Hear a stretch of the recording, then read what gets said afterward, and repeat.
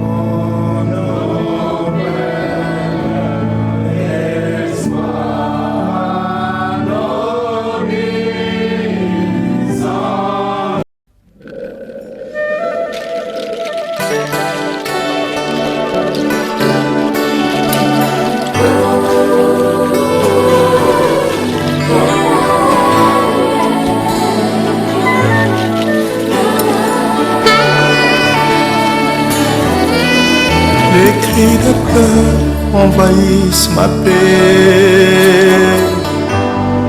Est-ce ma foi qui fait naufrage? Oh, oh, oh. Les périls et ta main porte. Où es-tu, Seigneur, de ma foi? Pour nous, il est comme étant un espion qui devait partir espionner le pays.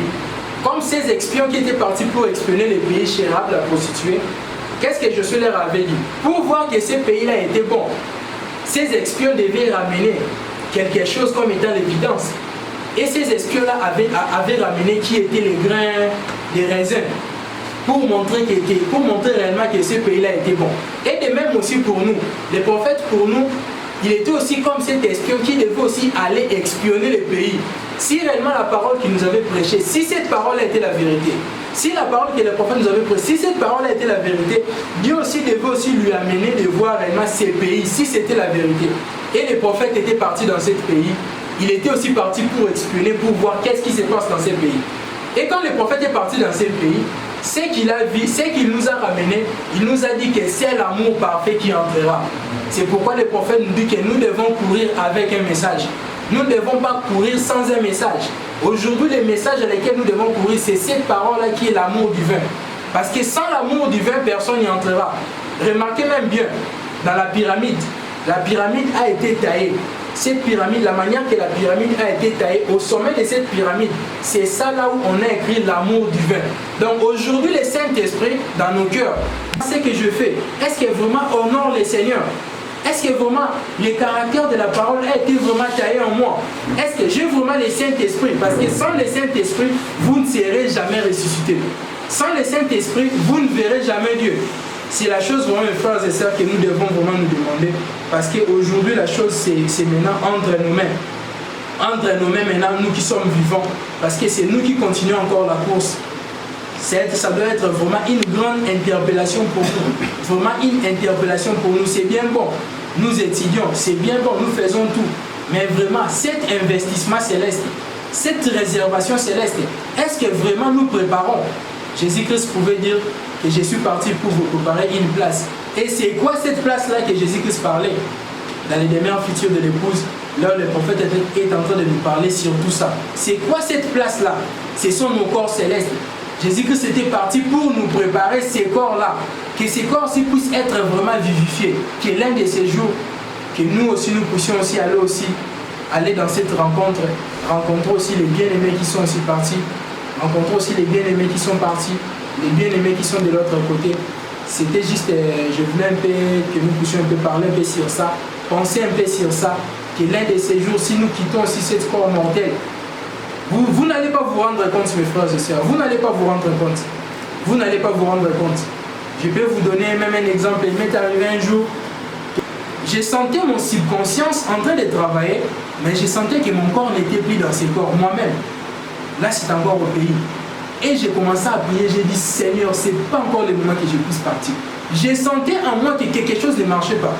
J'ai vu mon corps était vraiment étalé, comme étant les subconsciences étaient en train de parler en moi. J'ai senti que moi, je dois me réveiller, j'ai dit, je dois me réveiller.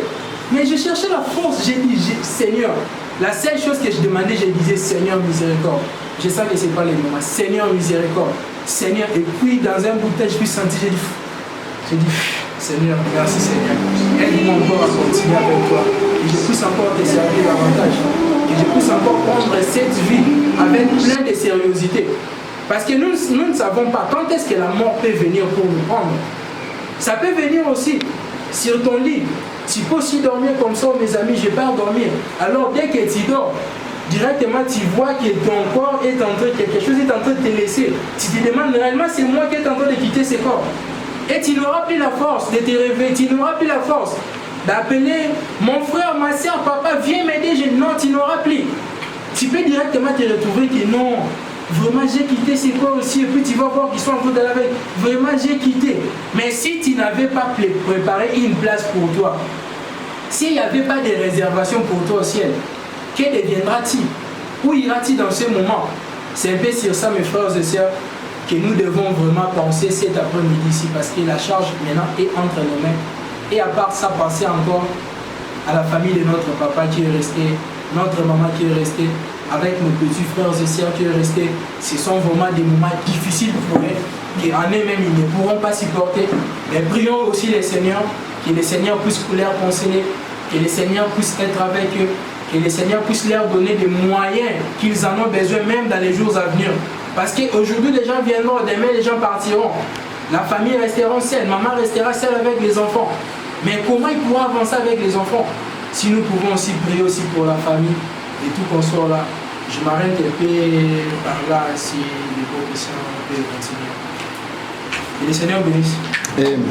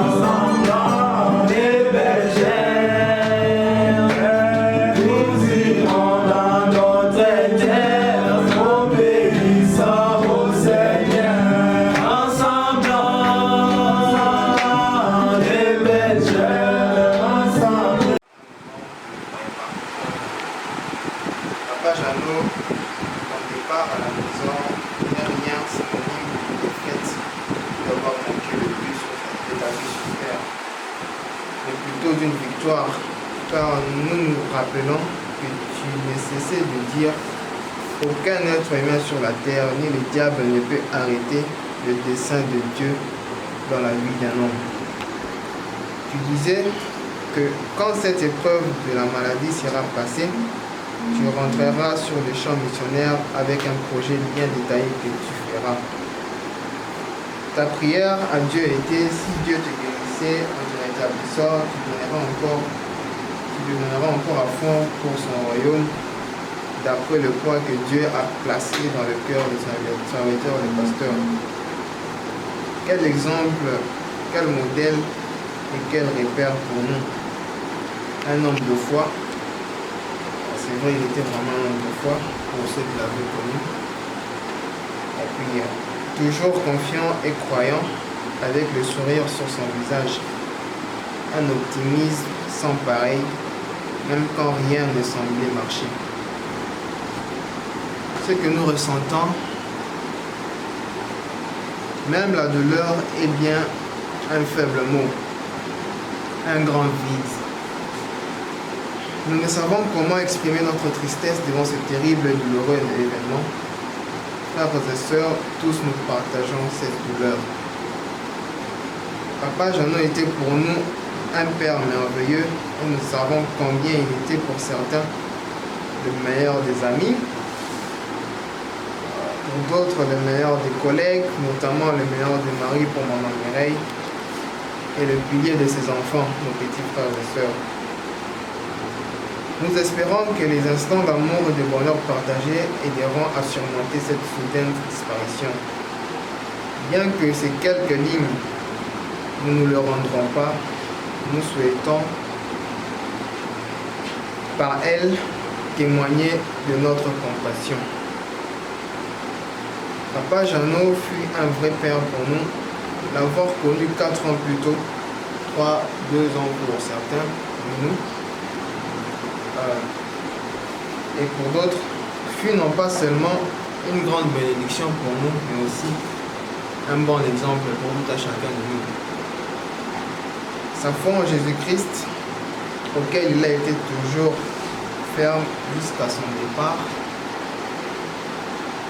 sa joie et son sourire malgré les circonstances pénibles et les épreuves douloureuses. Même moi, je peux aussi en témoigner, parce qu'il était vraiment toujours souriant, parce qu'on lui accompagnait à l'hôpital, peu importe les décisions des médecins, on le voyait toujours sourire, parce que c'était pas facile vraiment. Voir un médecin, un docteur vraiment qui s'y connaît dans la matière, te dire que non, ça ne marchera pas.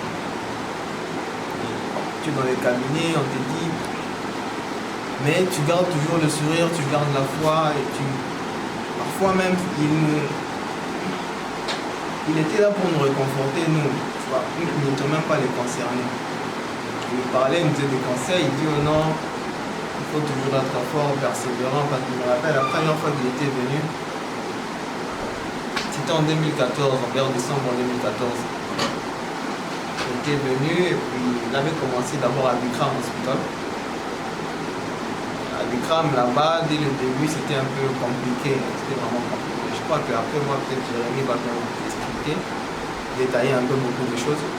C'était compliqué. Et je me rappelle, il m'avait dit un jour, après qu'il revenait de Bikram, il me disait allez-y, il faut beaucoup prier pour moi.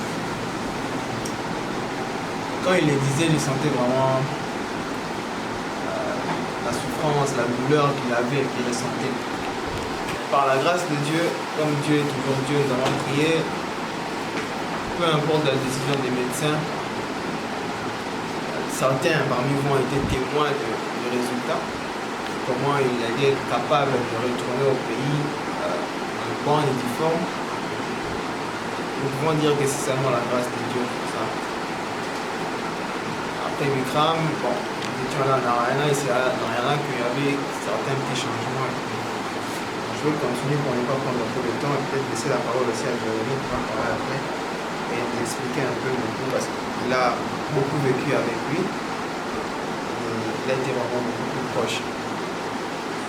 Alors, sa joie et son sourire malgré les circonstances pénibles et les épreuves douloureuses, ses précieux et inoubliables conseils resteront pour nous pour toujours gravés dans nos cœurs. Nous pensons à lui avec amour aujourd'hui. Mais ce n'est pas nouveau car nous avons pensé à lui hier et tous les jours d'avant-hier. Nous pensons souvent à lui en silence lorsque se résonne son nom. Et tout ce que nous avons sont des souvenirs et des images gravées dans nos pensées. Aujourd'hui, Dieu l'a dans sa gloire, et nous l'avons dans nos cœurs. Nous nous souviendrons toujours de ce sourire spécial, ce cœur attentionné, ce bonheur qu'il nous a toujours donné. Il était toujours là pour nous, tous à travers des moments, des bons et des mauvais moments, peu importe la situation. Pour nous aider, nous sentir, pour célébrer nos succès, pour comprendre nos problèmes et accepter nos défaites. Ou pour nous enseigner par votre exemple la valeur du travail acharné, d'un bon jugement, du courage, de l'intégrité et surtout de la foi et la persévérance en notre Seigneur Jésus-Christ. Nous nous demandons si nous t'avions déjà remercié pour les sacrifices que tu as faits pour nous laisser avoir le meilleur, et pour les choses simples comme le rire, le sourire et les moments que nous partageons. Si nous n'avons pas pu montrer notre gratitude suffisante pour toutes les choses que tu avais faites, nous t'en remercions et nous t'en serons toujours reconnaissants. Et je sais que chacun a été quand même bon. Certains ont dû quand même parler avec lui, il a conseillé, beaucoup. Moi personnellement, il m'avait donné des conseils que je garde aujourd'hui. Je sais que beaucoup aussi gardent des conseils. Papa Jeannot leur avait donné et qui leur ont aidé jusqu'à ce jour. Je continue à dire, nous t'en remercions et nous t'en serons toujours reconnaissants. Nous espérons que tu le savais depuis toujours, mais n'empêche que nous puissions dire aujourd'hui et maintenant, merci Papa, pour toujours nous avoir compris, nous avoir écoutés, de vous être souciés, de nous aimer toute votre vie. Il est dit où se trouve votre trésor, là réside votre cœur. Et vous êtes un de nos trésors, un des plus grands cadeaux que Dieu nous ait donné. Bien qu'il soit difficile d'accepter ce départ, puisque personne ne peut accepter de laisser partir une part de son cœur. Nous le devions car le don de Dieu que Dieu nous avait donné, vous, Papa, nous devions le retourner. Jusqu'à nous revoir encore, Papa, à nous revoir pour un rendez-vous festif encore plus glorieux, harmonieux, au pied de Jésus, nous disons que votre âme repose en paix. Partager une pensée. Tous nous savons que là, par cette petite lettre, on a essayé un peu d'exprimer cette opinion exprimée par rapport à l'hommage que nous avions vis-à-vis du Papa Jeannot. Et je vais un peu juste m'attarder juste sur un point. Je vais juste prendre comme sous-bassement un verset de la Bible dans Apocalypse chapitre 14. Le verset 12 jusqu'au verset 13, c'est dans les deux versets, Apocalypse chapitre 14. Il est dit, verset 12, c'est ici la persévérance des saints qui gardent les commandements de Dieu pour la foi de Jésus. Et j'ai entendu du ciel une voix qui disait, écrit, errez dès à présent les morts qui meurent dans le Seigneur. oui, dit l'Esprit, afin qu'ils se reposent de leurs travaux, car leurs œuvres le suivent. C'est juste une écriture par rapport à ce que Papa Jeannot représente réellement pour chacun d'entre nous. Et tous nous savions bien pourquoi il était ici, il était vraiment malade.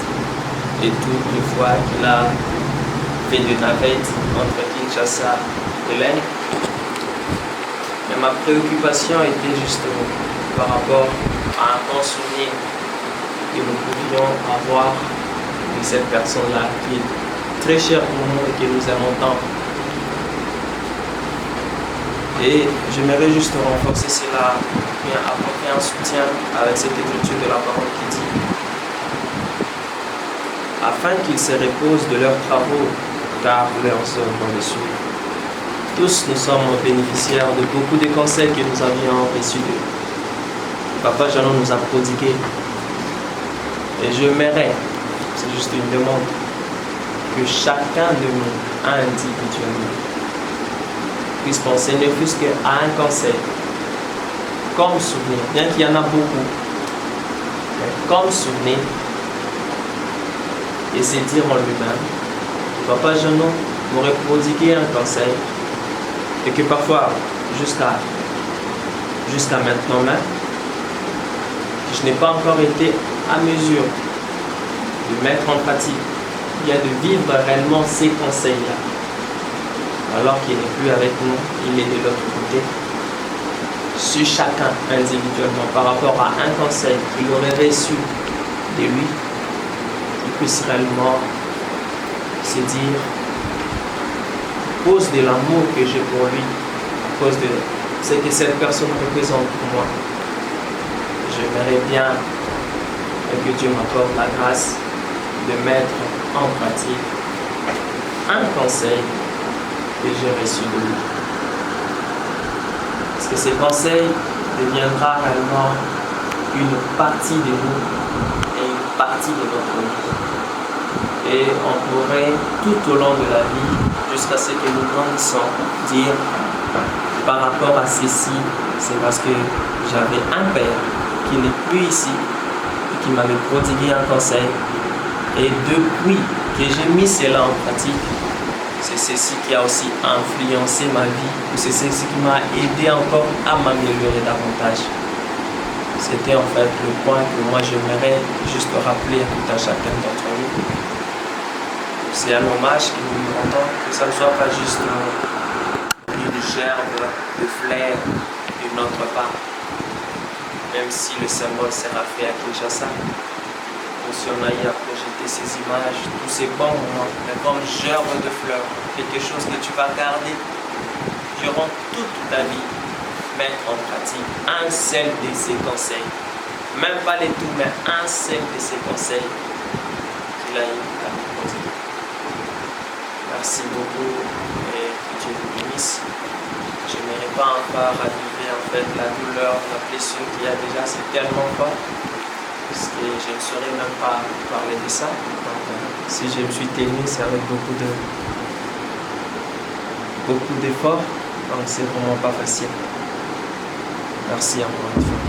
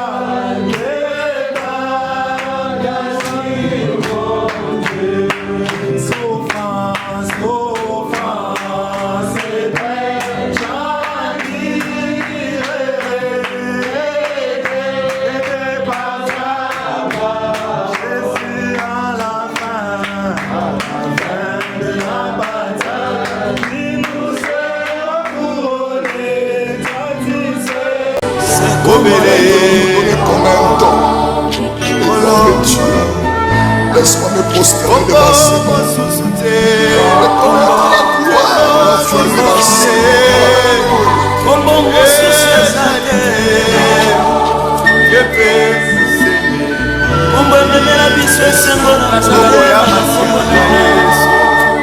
Reconnaître la gloire qui est devant ses apportez la croix pour moi. Mosusu ebongo ashalite oyabe lobiko yoso katina swa makasi sena yo amipesa beka pona yo